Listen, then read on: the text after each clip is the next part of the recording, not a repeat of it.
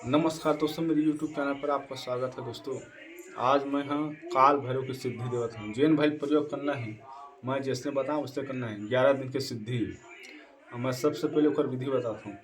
तोला लगिया तमरी ठक खप्पर, खप्पर मरही 16 श्रृंगार, 4 ठा देसी अंडा, 5 प्रकार की मिठाई, 11 ठा नींबू, 3 ठा झंडा सादा लाल काला।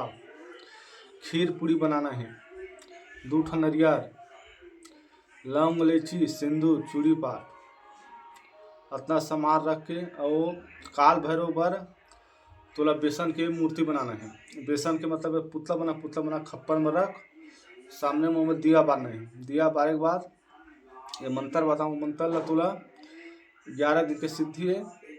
हर दिन मतलब हर रोज 3 माला पढ़ना है। रात के 3 माला पढ़ना है। अब मैं ओकर मंत्र बताता हूँ। ओम भैरवाय नमः। आद भैरव जुगाद भैरव भैरव सत्थाई भैरव ब्रह्मा भैरव विष्णु भैरव भोला साईं भैरव देवी भैरव देवता सिद्ध भैरव घोर भैरव सत्य वत सत्य जतरत में हाथ में शान कर सार के दुनिया के जहाँ सुमरा भैरव बाबा हाजिर खड़ा। ये मंत्र है। 11 दिन में प्रत्यक्ष दर्शन हो जाएगी। और तुला दिया नहीं बारना है। जब काल भैरव आई तो दिया लग वो खप्पर के दिया बारही।